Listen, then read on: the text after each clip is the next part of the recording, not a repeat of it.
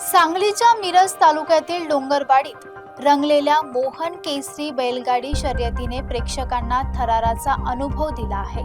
सांगली, कोल्हापूर आणि कर्नाटकातील 150हून अधिक स्पर्धक सहभागी झाले.